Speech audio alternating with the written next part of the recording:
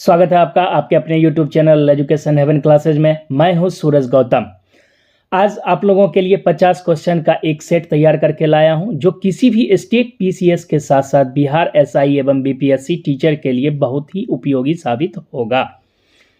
ये सारा question NCERT एवं घटना चक्र का निचोड़ है। साथ ही हमने जितने भी सेट बनाए, जो क्वेश्चन हमें अच्छा लगा हमने उसे सम्मिलित कर लिया है, जिसका लगभग 50 सेट हम लोग करेंगे, जिससे एग्जाम में अपना बेहतर स्कोर कर पाएंगे।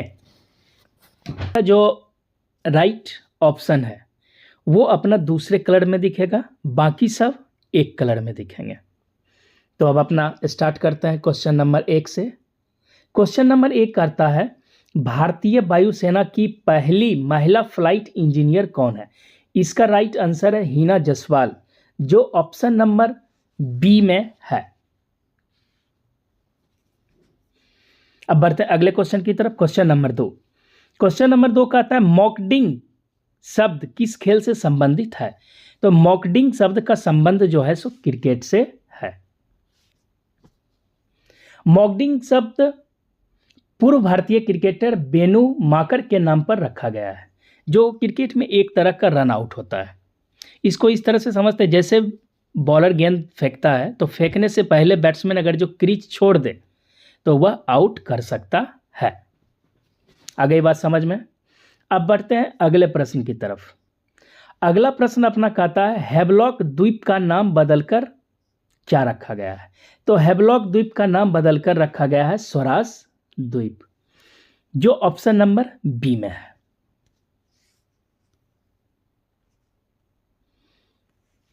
अगला क्वेश्चन है क्वेश्चन नंबर 4।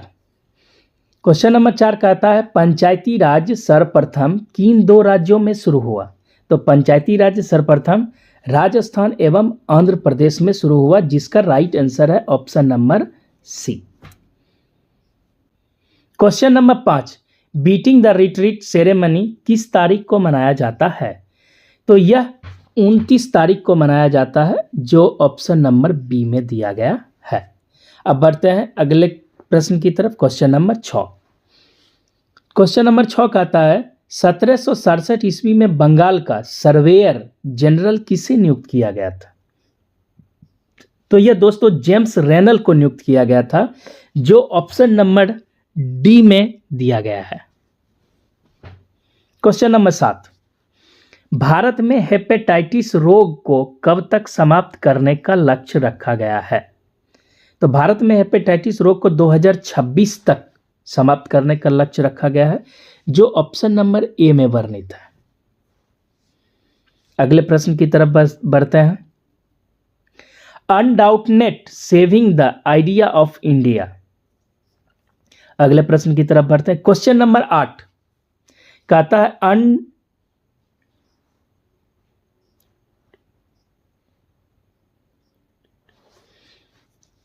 क्वेश्चन नंबर 8 कहता है, undaunted saving the idea of India नामक पुस्तक किसने लिखी?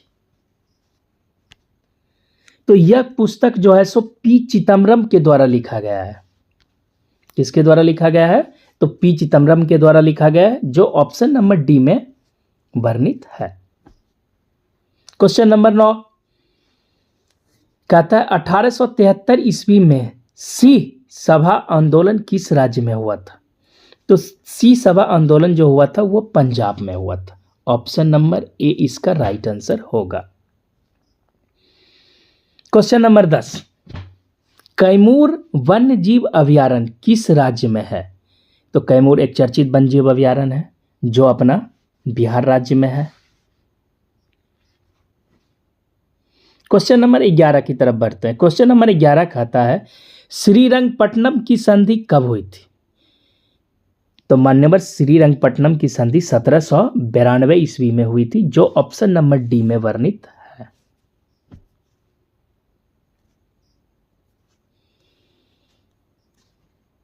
अब बढ़ते हैं क्वेश्चन नंबर 12 की तरफ।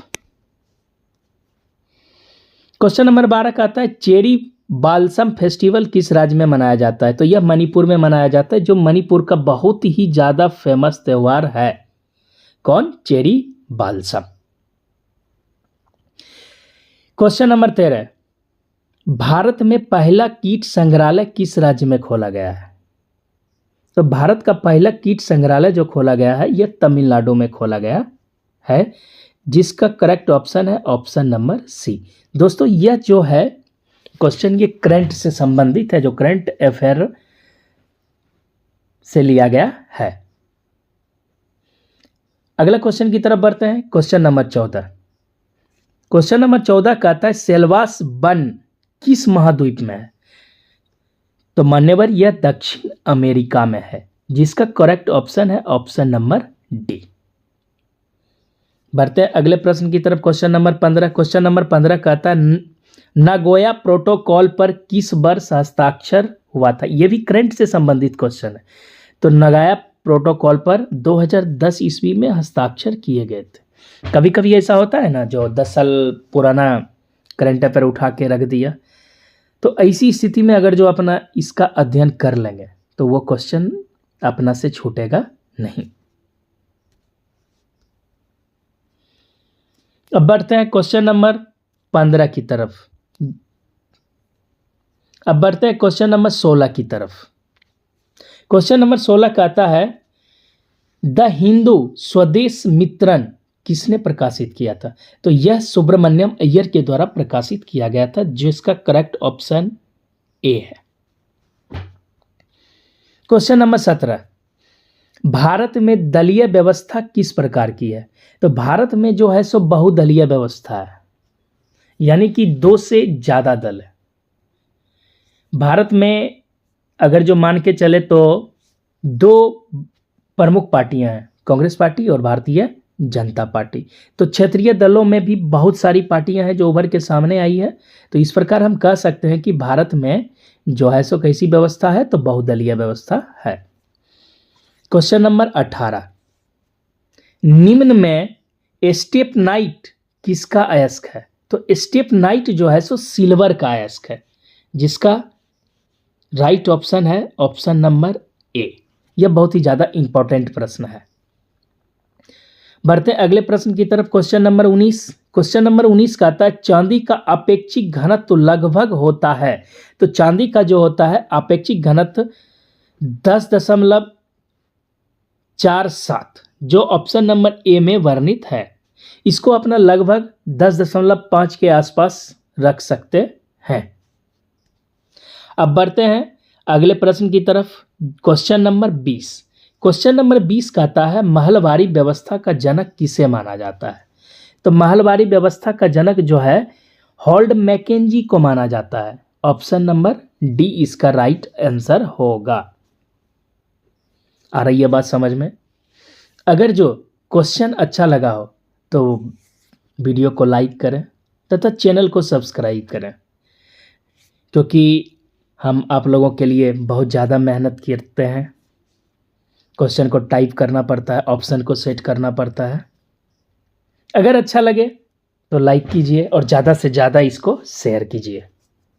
तो बढ़ते हैं क्वेश्चन नंबर 21 की तरफ। क्वेश्चन नंबर 21 कहता है जी शंकर कुरूप को किस वर्ष ज्ञानपीठ पुरस्कार मिला था?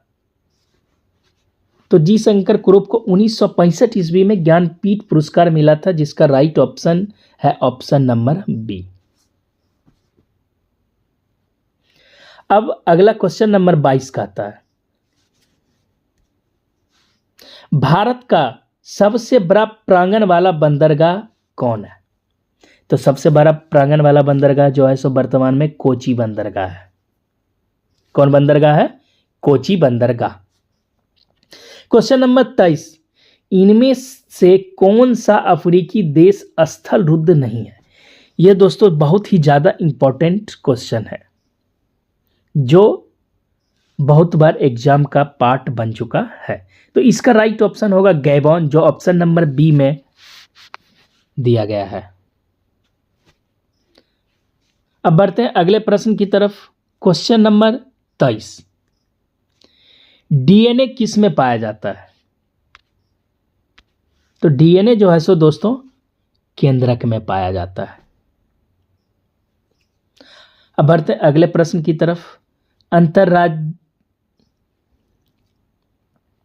अब बढ़ते हैं अगले प्रश्न की तरफ। क्वेश्चन नंबर 25 कहा था अंतरराज्य परिषद का गठन कब हुआ था? तो अंतरराज्य परिषद का गठन साधारण सा क्वेश्चन है, 1990 ईस्वी में हुआ था, जिसका वर्णन ऑप्शन नंबर सी में किया गया है। अब बढ़ते हैं अगले प्रश्न की तरफ। क्वेश्चन नंबर 26 टिहरी बांध किस राज्य में है?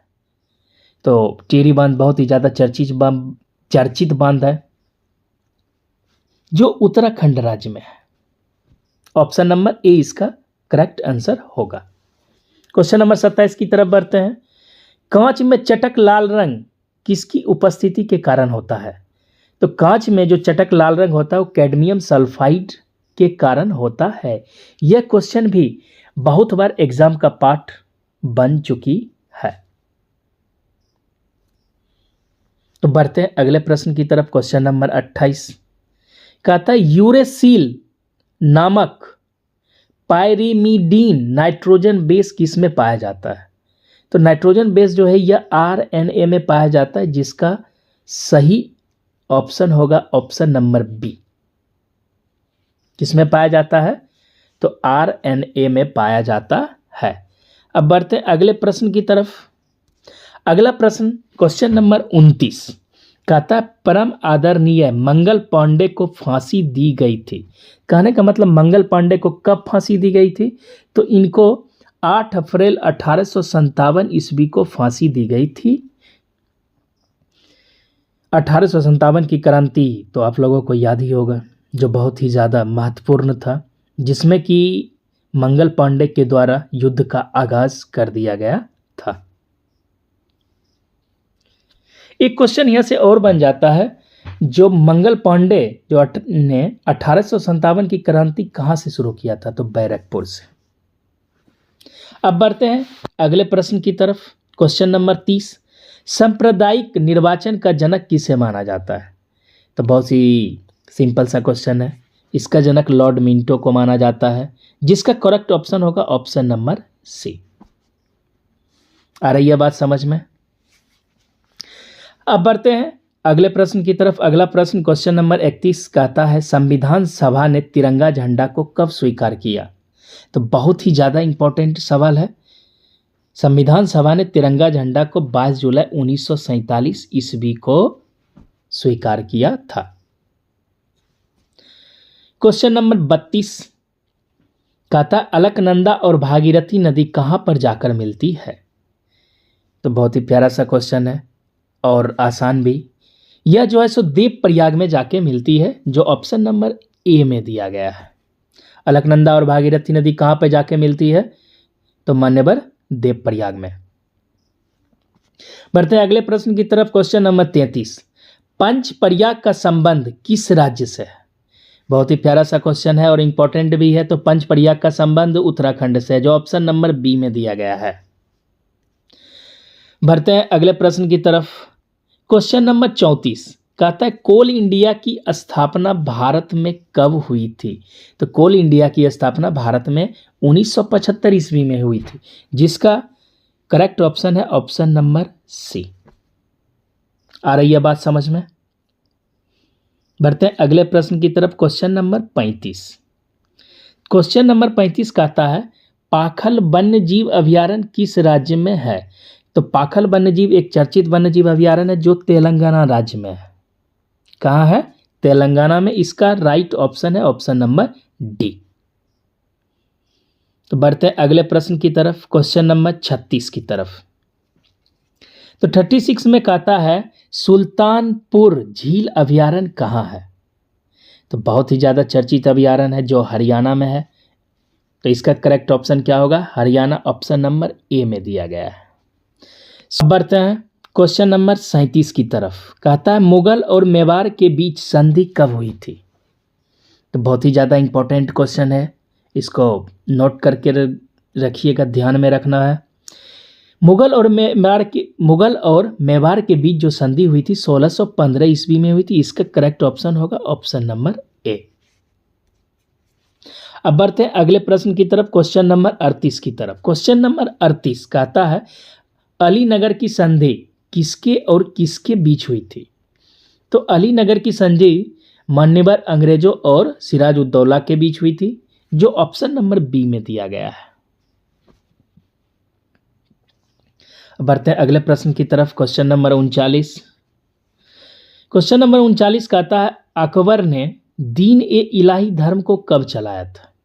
तो अकबर ने एक ही धर्म ही चलाया था, दीन ए इलाही, जो 1582 ईस्वी में चलाया था। तो इसका करेक्ट ऑप्शन होगा ऑप्शन नंबर बी। और पहला राजा जो था इस धर्म को माना था, उनका नाम था बीरबल।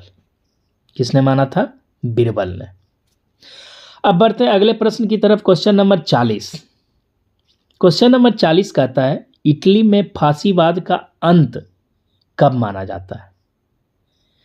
तो मान्यवर इटली में फांसीवाद का अंत लगभग 1945 ईस्वी को हो गया था, जिसका करेक्ट ऑप्शन होगा ऑप्शन नंबर सी।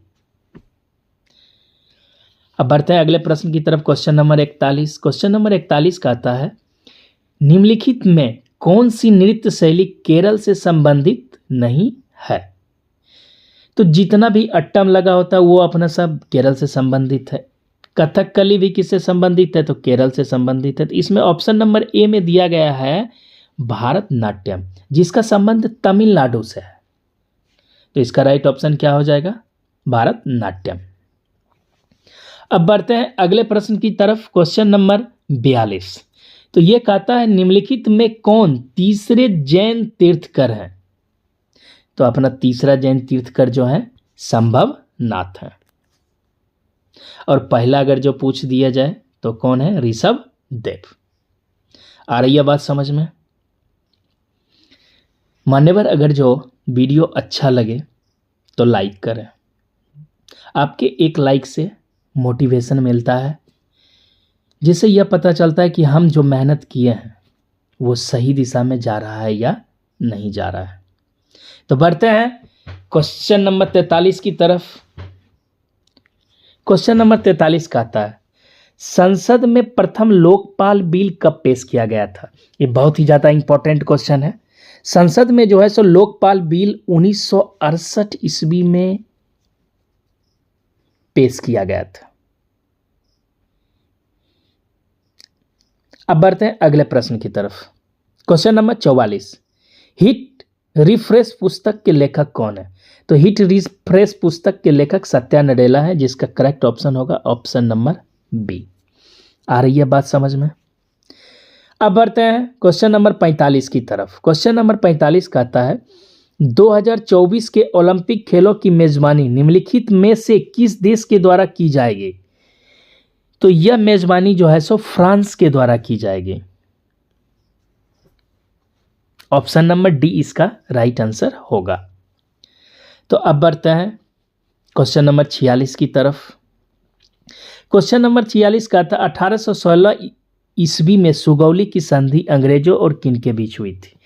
तो सुगौली की संधि जो हुई थी अंग्रेजों और गोरखा के बीच हुई थी, जिसका राइट ऑप्शन है ऑप्शन नंबर बी।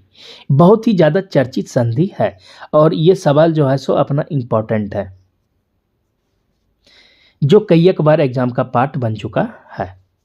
अब बढ़ते हैं क्वेश्चन नंबर 47 की तरफ।